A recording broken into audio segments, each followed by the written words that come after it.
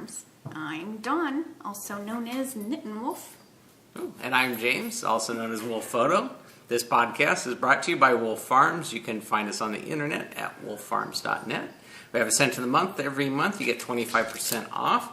And for the month of October, it is candy corn. It's the candy Halloween treat, but you don't eat it. It's calorie free, so you can enjoy it as much as you want.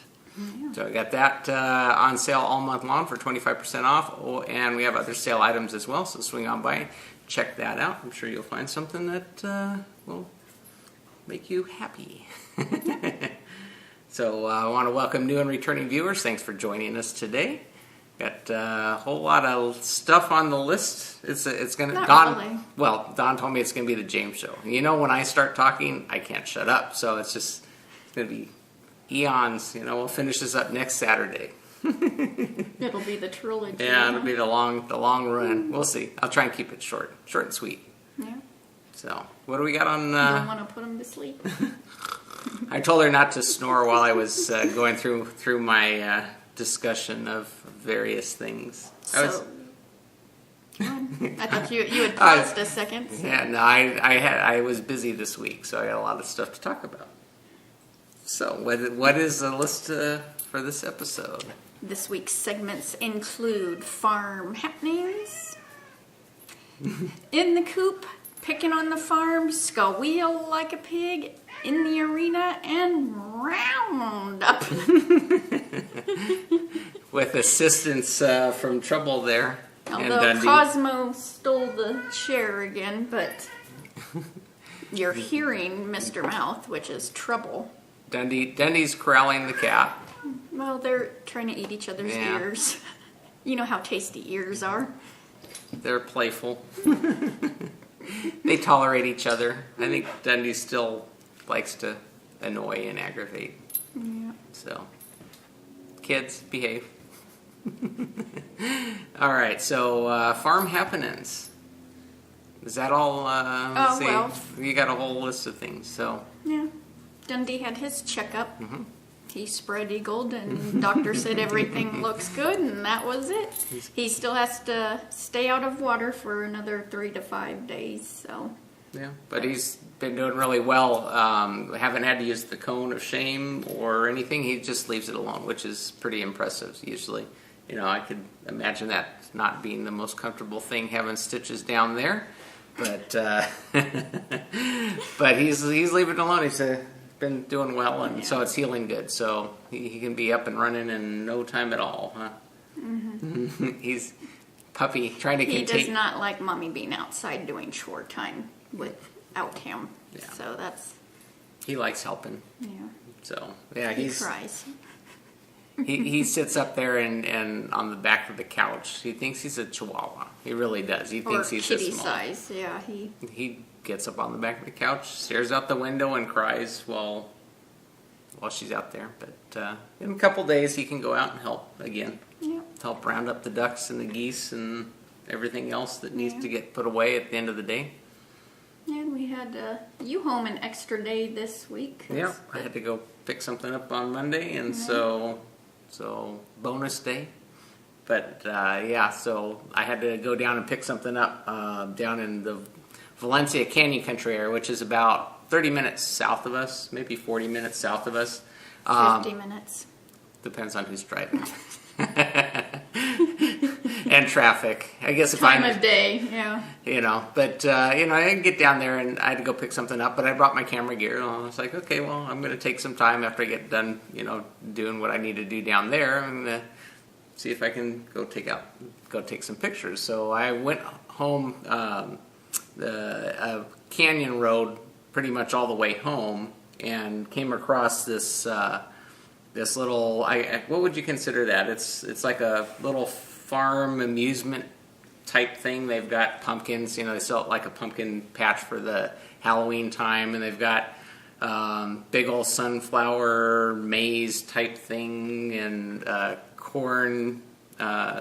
cornfield maze. They got all sorts of stuff for kids. It's like a big kid gathering place. It's a field trip area. Yeah, they got a big parking lot and stuff. And I I'm not from around there, so I didn't know about it. But the place is called Lombardi Ranch, and so I thought, oh, okay, well, I'll go in there. It's because they have They do farmers. something different at Christmas too. I just can't remember. Oh, they got like a farmer's market area, so you can buy fresh, produce and stuff from their farm.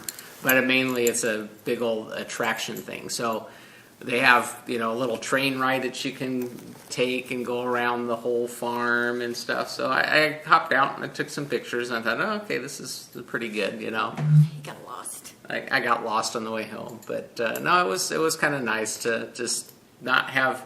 I wasn't expecting to take the day off. I had to go deal with some stuff, and so I'm like, well, I got the day off. I got nothing on my agenda. I'm gonna just have some fun. So, got some pictures done up there, and just explored around. Something new that I don't normally get to do too often because I'm busy taking care of stuff either here or at work. So, but that was a good thing, You brought me home little. Yeah, I got some pumpkins. Decorations. Gourds and Decorations for behind us here. I don't know if you can see right above on most set. of them were on my mantle, but Yeah, this little hearth, whatever it is. gourds and little mini pumpkins and stuff, and that's decoration for October. So it was just it was an interesting place, and then I got to stop and see what's there. So I did that on Monday, and then Friday. I'm winking at you. You getting fuzzy? Yeah, my eyes water. Yeah, you're not supposed to look at your yarn that closely. Friday I had been planning on going for a while and taking a trip up to Mount Whitney, and so Friday I actually headed up there early in the morning. I think I was headed out of the house about a little after 4 in the morning. Got going. Mount Whitney is the highest peak in the contiguous United States. So the 48 states, that's the highest peak in the United States. It's almost 14,500 feet at the peak. And I wanted to go up there and get some pictures because we're heading into fall. I wanted to see if we were getting the fall color change because the temperatures have been dipping down. And it's just starting, which is good. That's one of the reasons why I wanted to head up there. Plus, I'd never been up in that area before. I go past there all the time because we go that way to go fishing. But it's about 2.5 to 3 hour drive, depending on who's driving. Well, that way that you don't have. Yeah, there's no traffic, and the speed limit's 75, 65, somewhere. It varies depending on where you're at. You even look at that? You get the sense that I tend to drive a little faster than I'm supposed to. Well, I probably do, but no, it's a long drive and open highway, not a lot of traffic, especially at 4 in the morning. There's not a lot of stuff going on. Click on the cruise control and just kind of enjoy. It was dark out, but the full moon was neat because we're just coming out of a full moon, and we had the blood moon here during the Wednesday. Wasn't I think it it was the- Wednesday yeah. or Thursday evening, morning, depending on what you're looking at, whether you stay up late or get up early. It had the blood moon going on as well, so that's a full moon. I was up there late for a blood moon over Mount Whitney picture type thing, but headed up there, and I got up in the area at the base of it's basically Lone Pine is the town that's kind of in the valley, the bottom where the main highway goes through, and then you turn off there and head up to Whitney Portal, which is where the trailheads are. And so I got into Lone Pine right about the time the sun was rising. And so I went up and kind of positioned myself down kind of at the base to get the sunrise, the nice warm golden tone of the lighting. Would have been nicer to have some clouds in the sky, some They were positive all sky. here. Yeah, but you can't plan for those things unless, of course, you live there. Then you can kind of wait till it happens. But it is what it is. But the moon was coming down over Whitney, and so I got some shots of that, and it was really nice, to just kind of get out. So I continued up from there into Whitney Portal, which is the parking area where the trailhead is, and got loaded up, and I think I started heading up the mountain for a hike at about a little after 7, I guess. I was texting Dawn. I had I got some selfies. Yeah, I don't put selfies up on Instagram, but I sent Dawn some selfies for her amusement and entertainment. But basically, the starting point, Whitney Portal's at about 8,400 feet elevation, and I had a give me an odd look. 8,400 feet up, and that's where the parking lot is, and then you go up from there hiking. And I had a goal to get to the Lone Pine Lake, which is like the first kind of milestone in the hike. There's a lot of things along the way, but that was kind of my goal that I set. So I started out, and being early in the morning, it was kind of fortunate because I ran across a couple groups of deer along the way. It was still morning. They were out, weren't very scared of me. The first pack that I came across was six doe, or 2 doe, and I think 4 babies. I mean, there was some younger deer in the pack, but they were along the trail, and I'm like sneaking up.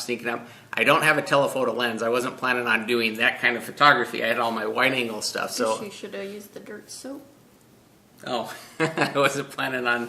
Because our dirt soap, here's a little PS. We interrupt this broadcast to bring you a commercial. Our dirt soap, it was originally made for like hunters. What do we call it? Hunters something. Yeah, it was. It's basically it's got earthy, like it smells like freshly turned soil. Yeah. And so it doesn't have perfume. So we were hunters marketing that so, first as for like a hunter's thing, but. I wasn't planning on hunting, even with the camera or otherwise. No. But my goal was to just get some pictures. But that happened. I got going and got some pictures of those deer and texted them down to Dawn, and a couple selfies of me on the trail. And starting off at 8,400 feet, the oxygen is thinner up there, so it's already tough because we're at 2,500 feet where our house is, so it's already. It's like, whew. So I had it was a little workout for me to do the hiking up there, because basically where I ended up was about 2,500 feet of elevation gain over the 3 miles that I hiked. And it got thin up at the top because it was about 10,000 feet up near where the lake area was that I was going. And, it was... You got to kind of train for that kind of stuff. I train on the farm. I'm busy on the farm. So now, actually, I do intend on doing some more endurance stuff, because one of these days I like to go further in on that trail. Because I was, this is pretty. I had trouble. I'm seeing Trouble's head going like this. It's a pretty well-traveled trail. I mean, it's well established. It's really well maintained. That's and so. Throughout the trail, I'm just going slow because I'm taking pictures. I'm taking a break. You know how it is. And so I came across a bunch of other, groups of hikers that were, coming by and stuff, and kind of chatted with them as they're going by. Most of the people were going up to the peak, which is that's basically a full day run. If you start at 4 in the morning and time it well, you can get up there by noon. Because you're going from 8,400 feet up to 14,500 feet. That's how much elevation you gain, and the distance is like, I think, 13 miles. It's a pretty. You're going uphill the whole way. Tell you what, coming back is a whole lot easier. Let's just put it that way. See, I can go up things, but coming back down is the difference because my ankles, I've broken them so many times that they don't bend that way. Yeah, and you can't walk like a. I can walk sideways. So anyway, I got up there, and there was a lot of just enjoying being outdoors for one, and then getting my camera gear out and getting some pictures and stuff. I had a friend of mine who's also a photographer. He goes and lent me one of his lenses that I could use with my infrared camera that matched my wide angle lens that I have for my other camera, because the image sensors are a little different size, so I can't use my wide angle. It's not as wide on the infrared. So he lent me one of those, so I took that up with me as well. So I did some infrared photography, and I did some regular photography, and just, came across the, wildlife, lot of squirrels, and they're not afraid of nothing. They'll practically jump on you. They're chasing each other up the trees. It was pretty good. It was a good outing.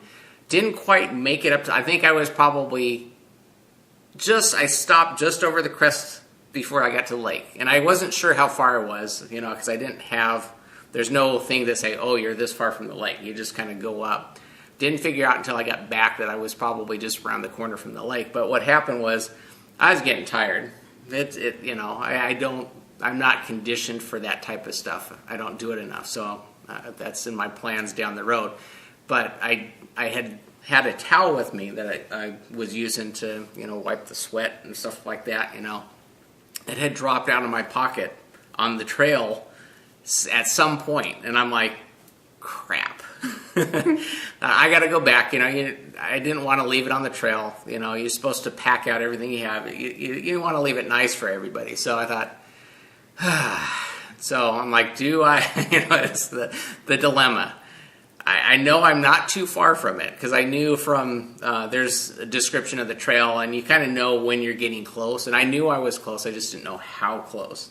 But then when I dropped the towel, I'm like, I got to walk all the way back downhill to pick this thing up. Wasn't sure where it dropped off. I knew it was fairly close, but I'm like, okay, now I'm gonna head back down. That's enough. So that way I can time it. I get back to the car in time to get lunch, and and my legs were feeling it. That's a lot of thing. I did 17,000 steps, and it was all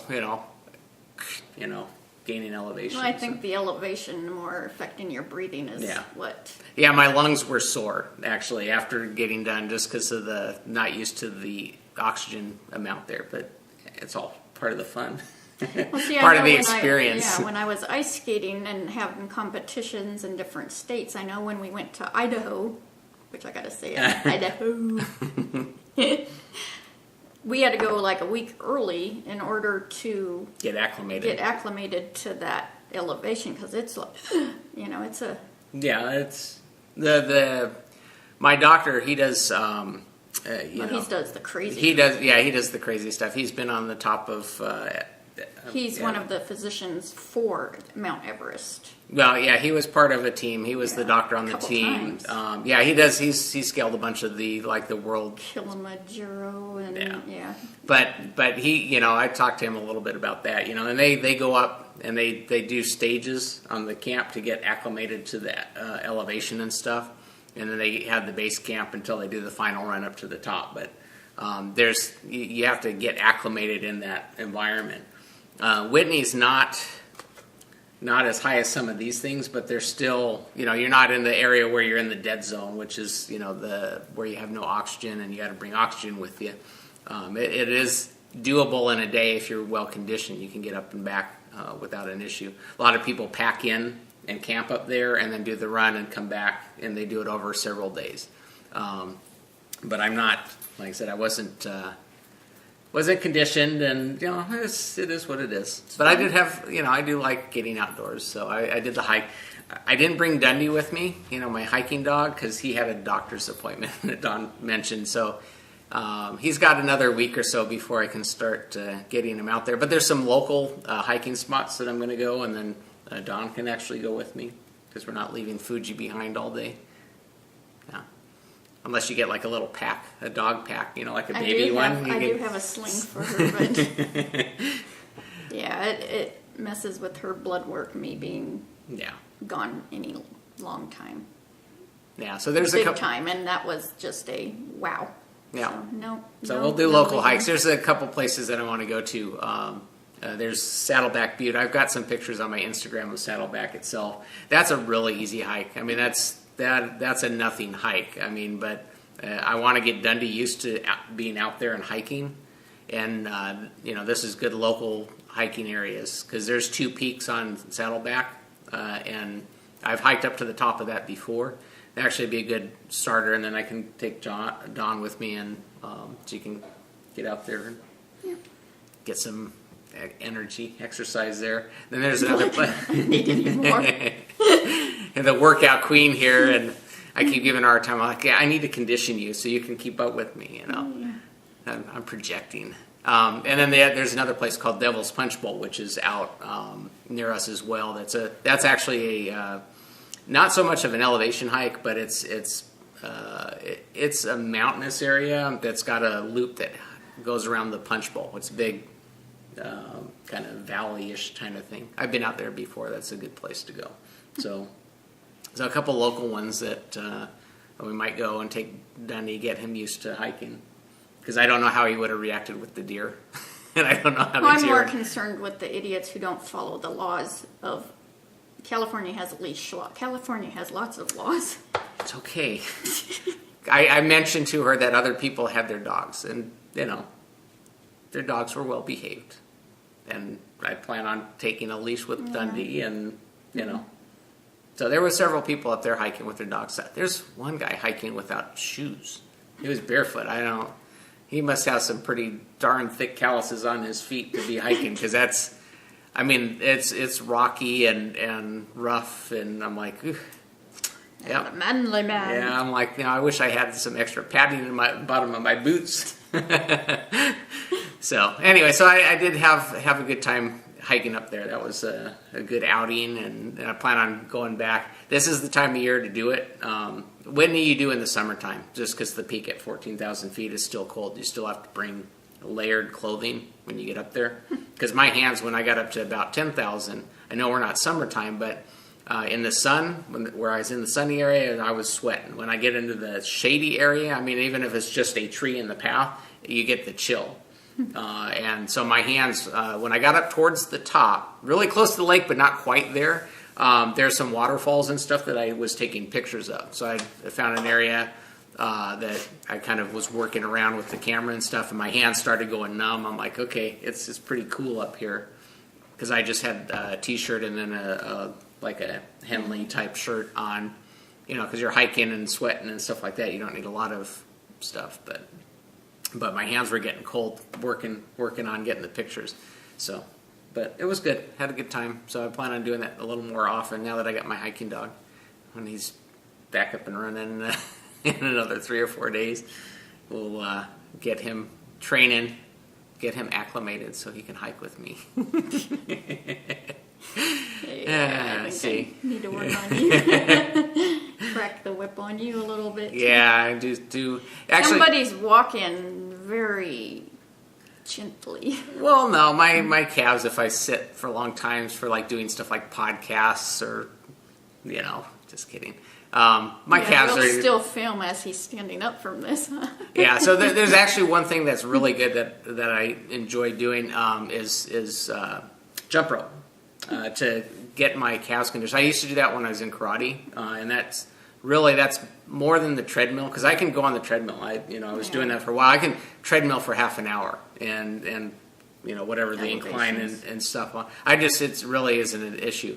You get to jump roping, and it's a quick time if you're not working up to it. You can't do 5 minutes. Was in karate, 5 minutes was the time. That was the warm-up. That was the warm-up. You do your stretches and whatnot, and there was some conditioning stuff we did beforehand. And the jump rope was the 5-minute jump rope, and when I first started doing that, it's like, you get through it barely a minute. It's like, is it 5 yet? So, and then you do it enough and you get used to it. And that's actually something that I think I'll do, because it works the calves. It's jumping. It's a little more energetic, and I think it does more, is more of a workout than just on a treadmill. So, and, we'll try that. I still got my jump rope, so I got to go out and make sure the dog's not around. Otherwise, he's going to get whipped in the... And he wouldn't pay attention. Him jumping with you eventually. Well, there's a trick for you. Yeah. So that was my outing at Mount Whitney. That was good. Had a good time. I feel it more today on Sunday than I did yesterday. Yesterday wasn't as bad, but my legs were... You were more active yesterday, though. No, in the morning when I got out of bed. This morning it was like, ooh, yeah, I'm feeling it. Got to do some exercise today. And then that was my Friday. And then Saturday, I did my usual, morning garage selling with Don's dad. We went out and kind of cut it short because we were planning on working on one of the tractors out at Don's grandma's house that we want to get up and running, because we got to start cleaning that place up. Well, we bought a new carburetor. We're going to put that on. That was the plan, was go out, put the new carburetor on, get it running, and then, at least we'll have that functioning better, because the other carburetor we thought was a problem. Got the new carburetor on, and we're wanted to drain out the old gas in the tank because it's been sitting there at least a year. Could not get the gas to flow out of the gas tank at all, and we could smell the gas was bad. It was really bad. And so we actually ended up not even getting it running. We pulled the whole gas tank off, and it was full of crap. It was just gunk. And so we're cleaning the gas tank up and getting that going now. At least Don's dad is. I gave him a project for the week to get the gas tank kind of back together. We'll go put that on maybe next week, and we'll see. Not a rush, but didn't get it up and running, but we spent couple hours doing different, first putting on the carburetor and then taking all the stuff off to get the gas tank off. But so that was a quick rundown on all the stuff I've been doing. So did you have anything else? I can't think of no. Wake up, we're back to knitting. Start talking about yarn. You're completely zoning on me there. Well, we had asked you guys to think of names for a new segment because we've been asked to start a question and answer thread, and the one that we both really, really liked, I mean, they were all really good, but it's we have to choose, and it was Farmer's Almanac, and that was by Puffy Griffin Claw, which it's her birthday today. Happy birthday, Cindy. And that just is perfect. Yeah, it fits really kind of. My dad and my grandfathers have always bought that book, and so I've grown up seeing that. And plus, it's in line with the type of stuff we're thinking about for that segment too. It's just kind of a little bit of this, a little bit of that, a little of everything. Any kind of question, because we can answer or cover. So yeah. Because I know if you're new, you might want to know things and not have to go back 166 podcasts, Where was that again? Yeah. So, but there was Let's Get Quackin' and Quacker Time. That was by Kermit Von Frog. Cock-a-doodle-doo. That one was really funny. I had to giggle over that one. That was Polly 81. Town Meeting, Deedlee.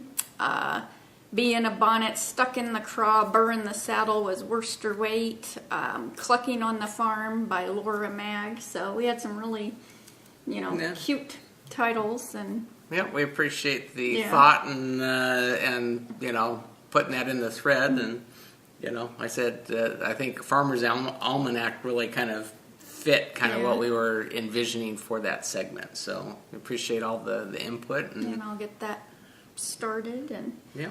Poked my needles through my fingers, so I'm like, ow. And you wonder why they don't let you have those at jury duty, huh? Yeah, let's not even go there. Yeah, I got to go there. Yeah, that's been a month. Start it next month. I got my summons to go. Yeah. So we'll have, I guess you'll start the thread, and then, we can start getting questions, and we'll answer those, those on the podcast as a new segment. So, ooh. Yeah. So, in the coop. In the coop. In the coop, I have my Scrappy Happy blanket, and I finished one side of it. So, I have where I added on, I have a whole new row. So I finished this side. So that completed the whole new row where I'm adding. And these are Philippa. This is a Portugal yarn. And then these are 2 Gnome Acres. She buys a lot of Gnome Acres because these 2 are Gnome Acres, and then these are 2 Portugal yarns. So cool. Yeah, but they're skinny dippers, she calls them. So they're one of a kind. So Skinny Dippers, huh? Skinny Dipper, I love that name. And I was going to go on a tangent, but I just won't. You're refrain. You don't need to know that much about me. So yeah, and this is the mitered square sock blanket by Shelley King, and it's huge. I should put it on a bed or something, you know. Well, we laid it down on the floor a while ago, but that's been a while, so I should do that again sometime. Yeah. But I'm extending it to, you know, I had the perfect square. It was done, but I'm making it longer. Yeah, because it's just so much fun. You might want to cover your head and your toes all at the same time. Yeah. So, and I didn't work on the 10 stitch at all this week because you've been busy. Cat hair. I don't know where that comes from. I don't know. Go figure. So then, in my and this got to be moved into my big tote that Nitty Witty Shell had sent me a couple. Was it a year ago or so? It's because it's getting so big. It's so big I couldn't shove it in my project bag. So in my Naughty Knitter bag from Angelia, I love this bag, but the project is now getting too big, but it'll be off the needles by next week. This is Blue Moon Fiber Arts. It isn't Socks That Rock, but it's the Targi in the Enchanted Forest. And awesome colorway, by the way. Yeah, I love it. Good choice. And this is the Irish Coffee. This is for our Thea Coleman knit-along that we're having till the end of December. Baby Cocktails is her other name on Ravelry. And I am so in love with this pattern. This was a gift from Knittin' Love in Tennessee. Knittin' Love, I screw that up every single time. Knittin' Love, East Tennessee, Joe. She had sent me this pattern, and I am so, and I have been pretty monogamous. Here's the front. I'm doing this on size 8 Haya, and I had it on size 32-inch cable, but I went and grabbed my 60 because I wanted plenty of room on my cable so I could hold on to it as I put it on and off. Let me first, where's my Dicky Doo? Dicky Doo's right here. So I just had the ribbing last week. And so you can see the nice V, and I did it right where it will show right where my Chihuahua necklace will show. You know, kind of, like a little keyhole kind of. So I've separated for the sleeves, and I've done the decreasing because I'm wanting it very fitted. So decreasing on the edge, and now I've got it to where it's hitting the top of my hip. So I'm starting the increases. And that's, you can see the cable detail along the front, and it has the same pretty cable detail on the back. I was wondering, what is that stitch marker for? But yeah, you put markers for where your stitch markers are. And I know they have classes for custom fit sweaters, but to me, any sweater you knit for yourself is going to be custom knit because you're doing everybody's body is different.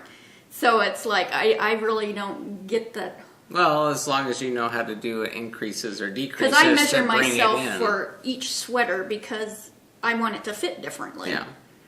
Like the calligraphy, I want it a little looser so I can have something underneath, but yet still have shaping in certain area. This, I'm trying this on like every inch. You just like it. Yes, I do. I just love this so much. The yarn is scrumptious. It doesn't split. I mean, it's just wonderful to work with. And you like the fit of it as well. The fit, yeah, because I'm really tailoring it to. Well, as long as you know how to do an increase and decrease, you can follow along. If you're able to put the work on while you're knitting it, then you can fit it as you go. Yeah, and that's how any sweater is, because I guess it'd be more problematic if you had a pattern completely around. You'd have to know how to. You mean like a box? No, I mean just like you have cables if you had stuff going on all the way. Yeah. You just have to know how to do that. Yeah, Cool. but it's really fun. And this, I can see knitting this pattern again. Yeah. I'm already been looking, ooh, what Yeah. other color do I want to do Start this on the in? yarn hunt for the next version. Because, I am just so in love with this. I mean, it's just enough cabling that it keeps your interest, and it's a magnet for cat hair, though. I spend more time sitting here plucking it. But, they had it where you just knit in the round, with the 32-inch cable. But, I wanted to try it on every couple inches, so I like magic looping. Plus, I liked having to be able to hold on to my needles. And so, I know they make... what's it called? Where you can fish it. You can always put it on waste yarn to try things on. That'd be a pain in the butt. But there's, the Knitmore girls. They mention it all the time. It's a special thing you can buy. It's this stuff. Oh. But you can buy it and you can thread it through so you can try on. I can't think of the name of it. But they mention it of quite a few times. But yes, I am so in love with this sweater. So, yep. So, are you knitting anything? No, I am not knitting anything at the moment. I do have to do my portion of our shared project. I just, with being as busy as I've been, have not had time to delve into that. I was going to get up early this morning. It was an off chemo week, though, so. Yeah, but no, I'll work on that. Maybe I'll start on it tonight. There's not a whole lot on my section. It's getting longer, so it takes a little bit longer. But and talking about off chemo, Owen of the Knitworthy podcast, Brienne's son, he had his last chemo this week. He has lymphoma, just like our Chihuahua, and so they had the party for him, and he got to ring the survivor bell, and Awesome. and they put that on the podcast. She had first put it on her Instagram, and the emotions and just so awesome. So yay, Owen! I'm so excited. awesome. That's hopefully he stays in remission for a long, long time. That's long time, forever. Yeah, that'll be great. Yeah. So yay. So were we moving into? Are you done with your? Oh, I could go on and on and on about how much I love this sweater, but yeah. Okay. And I'm planning my which other one do I want to do next, and because I got there's the vodka lemonade I want to do. I want to do the dark and stormy. I want to do the moonshine. It's like, ooh, how many can I cast on? But it's so much funner to be able to focus on one and get her done. Get her done. Get her done. Yeah, you put in a lot of distance from your There's last probably week's. a good 8 inches or more this week on that. You're just a knitting machine. Because I'll leave it out, and it follows me around. It's like, it's looking I'll good. do laundry, and I'll do one row on that, and I'll go do this, and I see her wear it 3 or 4 times a day, just to try it on. yeah, or I'll go show Jen. Look it. No, looks good. So, picking on the farm. Picking on the farm. All right. Well, based on my trip to Mount Whitney and my posts on Instagram, I got a request from Ann McGee to discuss kind of long exposure, photography, some tips on that. I'll show the picture that I posted up on my Instagram. Get a reflection and everything. I'll have to just put that up. But this picture here was on Lone Pine Creek. This is up near the top when I was close to the lake and freezing my hands off while I was getting some pictures done. And this was done, it's about a 2-second exposure. Doing long duration exposure photography, there's some critical things you need to do when you do that. Basically, you have to understand how to make your camera get to do a long exposure. So if you're using an iPhone or something like that, you don't have a lot of control over the camera settings. So it has to be something that's got a little more of a manual or adjustments that you can set. One of the key things that you can do to make the long exposure, the upside on this picture was I wasn't in the sun.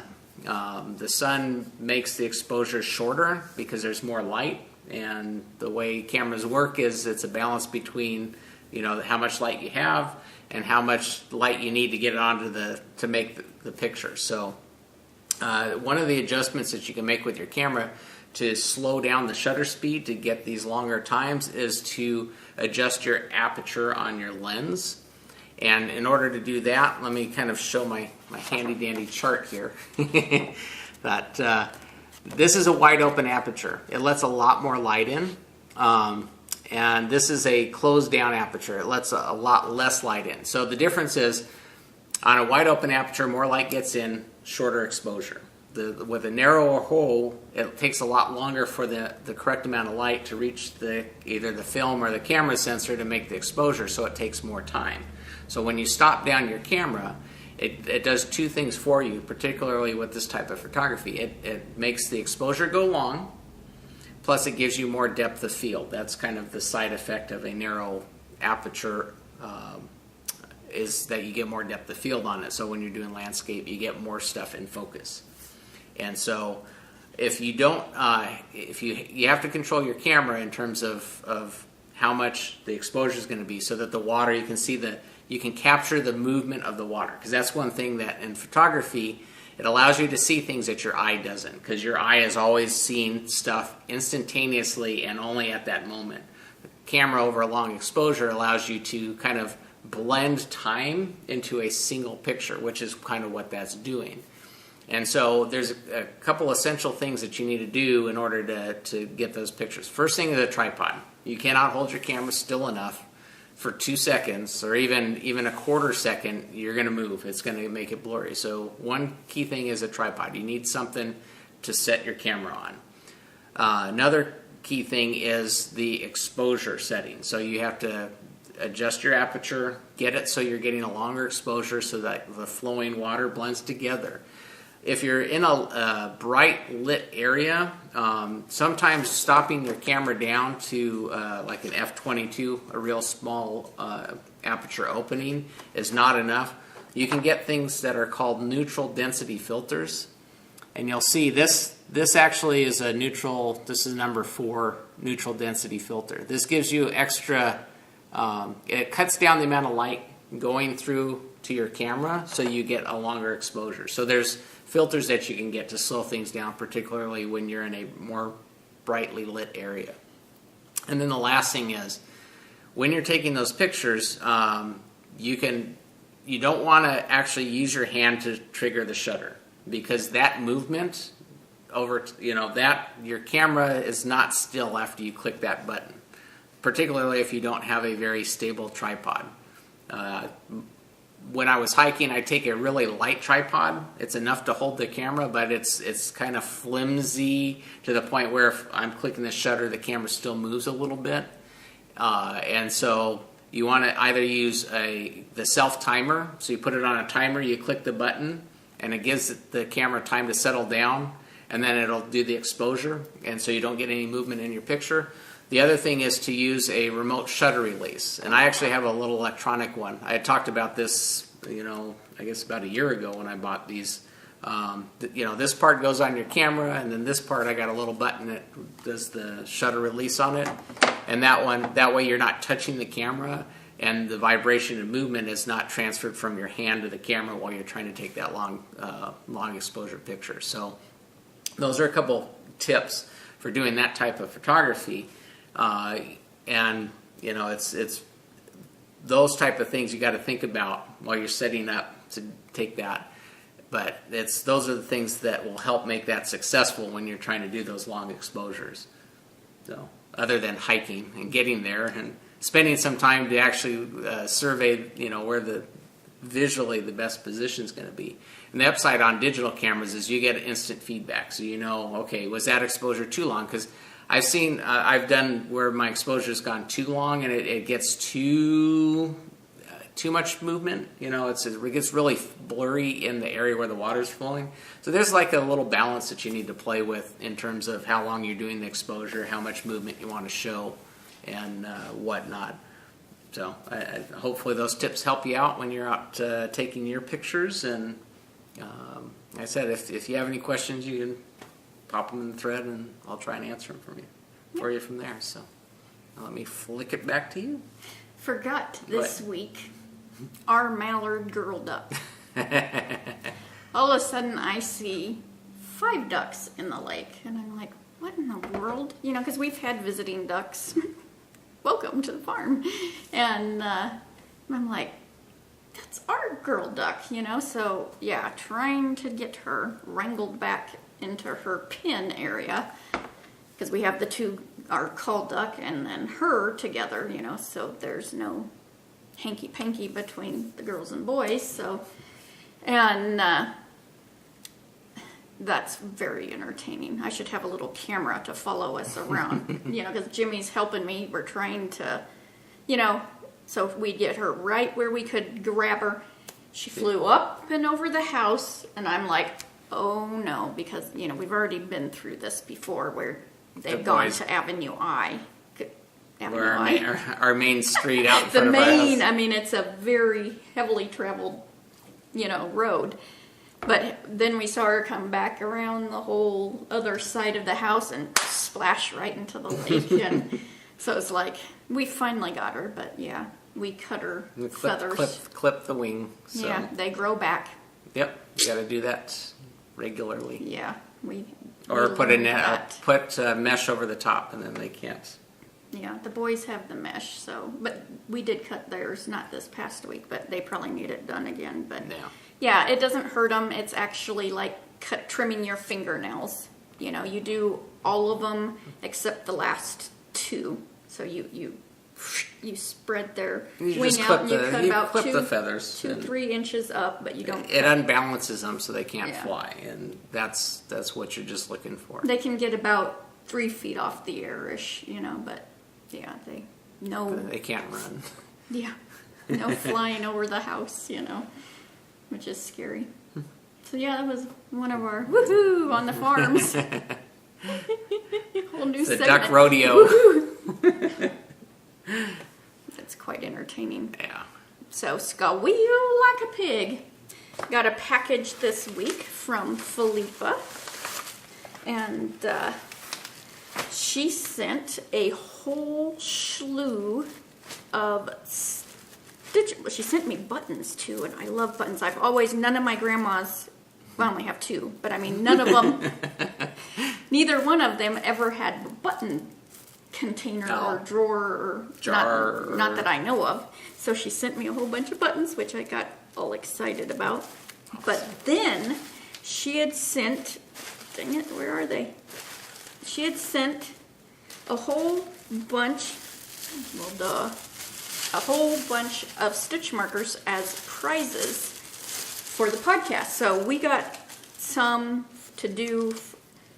I think we'll do it for our hatching it each month. Okay. You know, because it can go like 6 months or so. I mean, There's quite a few. beautiful stitch markers that she's made. She doesn't have a shop yet. But yeah, all different colors, and you know, there's a red one. That'd be a good Christmas one. I got them all hung up. See, the black shows it really good. But all different colors, and oh, they're so pretty. So that was exciting, you know. Did you move off my little gray card thing? You never use it. So, so that was fun. So thank you so much, Philippa. Awesome. Been thinking of her a lot because she's going into my blanket right now. You're going into my blanket. So yeah, and she's from Portugal, so it's always neat seeing all the Postage stuff. postage. There's something sticky on it. Probably the kid. Ugh. So I keep fussing with this. I better, because I know someone's going to ask. This is I totally Hogwarts Express by Susan Ashcroft. There we go. So it has the little owls. So yeah. Cool. Goes with your shirt well. Yeah. This was a Wool Girl Club colorway. I don't even remember. A little bit of beading for the owl eyes. Owl eyes. Yeah. Awesome. So, yep. And in our enabling thread, I wanted to mention a few things. Let's see. that was Dramatic Knits last week. We have Tammy74 mentioned Eternity Ranch, which is a yarn store. And they're having a knit along with Knit by Bit Designs. So you can go check out. She has the links for the yarn. Delusional Knitter, who I mentioned, I think it was last week or the week before, that she has the Revelations of a Delusional Knitter podcast. Well, she's having a mystery knit along, so she has all the details of her knit along. This is her design, and she has a coupon code in that thread, so you can go and use that and knit along with her. Awesome. Then fishnets, you know, I love fishnets. She has a Friday update every week, so yummy, yummy, yummy yarn. 63 skeins that went live on Friday night. Awesome. Knit and Purl Girl. Let's spit it out, Dawn, you know. Courtney, she's put up some more Halloween bags, so there's like, looks like that Dia de los Muertos. Oh, Day of the Dead. Yeah, Day of the Dead. So, yep, that's always a fun thread to go check out. Yeah. So, in the arena this week, I was really excited about this. Minerva Turkey, Shannon, she started a podcast this week. She has a Ravelry group. And so that was like, oh, that's my Shannon. So it was. I know you talked about her. Yeah. So yeah, well, she has sent packages here, and so yeah, so that was exciting to see her. I was going to say see her in real life. Is this her first? This is her first episode. Okay. Yeah. So I want her to show her hedgehog. That's my request, because she mentioned her animals, you know, because she's got quite a few animals, and so she's got to show it. Show it. Show me your hedgehog. So was she nervous like everybody's first? That's what it's actually titled. I've got nerves or something with nerve. You would never know it. She is such a natural, you know, and because she's been on the Suburban Stitcher podcast with them, you know, doing kind of a, what's that, a hangout kind of thing. Mm-hmm. So she was used to it. This she's really an old wasn't. Pro. She's a pro. She's just venturing off on her own now. Yeah. But it was neat because she just finished this yellow sweater and just gorgeous. Yeah. On YouTube or iTunes or? It's on YouTube. I'm sure she'll get it on iTunes. I can't remember nothing. But I have the link so you can go, you know, find it. And cool. Yeah, in fact, has sent me stitch markers before, and it has the cute Minerva Turkey logo on it, and I won't open them because it's just too cute. I'm a pack rat. Yeah. I save things. So I already mentioned our designer along that's going on. I failed to mention our Hatchinit, and that's anything that you can enter to win some Wolf Farm gift certificates and now some awesome stitch markers. And so we'll probably put one of those in the dang eye today. It's like leaking like a sieve. Too much wild fiber getting in your eyes, floating around. Wild fiber. They just, see, the off-track topic, they just have a big grand opening this weekend. Cool. That's the one that had closed. That's the one I really, really liked down in Santa Monica. That big honking store. Yeah, they reopened elsewhere. They just reopened. Oh. So. Yeah, that was a good store. That's where we got your the tart. Yeah, my tart. Yeah. Who took the tart? Yeah. So, I guess we're in Roundup. Is that it? I guess. I thought there was something else. I guess it was just the duck. Out of the duck. Well, you'll remember after we turn off. That's always how it works. And that's what's like, what the duck. Sweet. That used to be a segment. What the duck. That's when I screwed up something, wasn't it? Yep, pretty much. Or no, I got my feathers ruffled. I don't know. We'll have to go back and look at our old podcast, figure out what we're talking about. So. See, we don't even know. All right, so we're in Roundup now, right? So don't forget, we have free Wolf Farm video podcast button with any paid order. Just ask for that in the comment section when you're checking out, and we'll be happy to stick that into your order. Want to mention that I am on Instagram, so some of the pictures that I showed, if you want to stay up to date with kind of the pictures that I've got going, You can find me on Instagram as Wolf Photos. That's linked every week in our notes So too, just let you know that because I've been pretty active putting pictures up because I've got a whole slew that I'm kind of going through and doing some post. Yeah, because I was editing. even shocked. I'm like, you're hiking and Instagramming? I know, Like, I was ooh. multitasking, and I even doing selfies. I don't Instagram my selfies. I try and keep my Instagram feed clean. Not me. So anyways, but yeah, you can find me on Instagram as Wolf Photos. But I think that about does it for this podcast. So, until next time. Let's get cracking. Hatching it. Bye, Bye, y'all. y'all.